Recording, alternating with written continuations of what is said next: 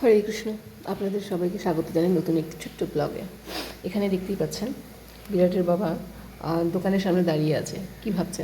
দোকান থেকে কিছু কেনার জন্য দোকানদারকে জিজ্ঞেস করছে? মোটেই না। এটা অ্যাকচুয়ালি ওই যখন চাকরিটা চলে যায় তখন একটা লোকের পরিবার নিয়ে যখন রাস্তায় বসে যায় তখন লোকেরা পরিবারকে চালানোর জন্য যা পাবে তাই করবে। এই দোকানের বিরাটের বাবা কাজের জন্য গেছিলাম এবং আমি প্রথম দিন তো সাহস করতেই পারছিল না, কারণ এইসব সাহস করা অনেক বড় ব্যাপার। তো আমিও দুটো বাচ্চা নিয়ে আমি সাথে করে ওকে সাপোর্ট করার জন্য গেছিলাম। এখানে মিমি বিরাটের বাবাকে দেখে অবাক হয়ে যাচ্ছে, কারণ কোনো দিন দেখেনি এইভাবে। সবসময় দেখেছে সকালবেলা তাড়াহুড়ো করে টিফিন বানিয়ে দিচ্ছে, নিয়ে যাচ্ছে, অফিসে যাচ্ছে, অফিস থেকে আসছে, রাতের বেলা অপেক্ষা করছে, আসার পরে আনন্দ করছে। একটা জীবন ছিল। এখন এই জীবনটাকে অ্যাকসেপ্ট করা যেমন বাচ্চাদের জন্য কঠিন, আমাদের জন্য কঠিন। তবে অহংকার তো শেষ হতেই হয় লোকের। আমাদের সব কিছুই অহংকার, আমাদের বাড়ি গাড়ি চাকরি টাকা পয়সা, একদিন সব অহংকারেরই শেষ হয়।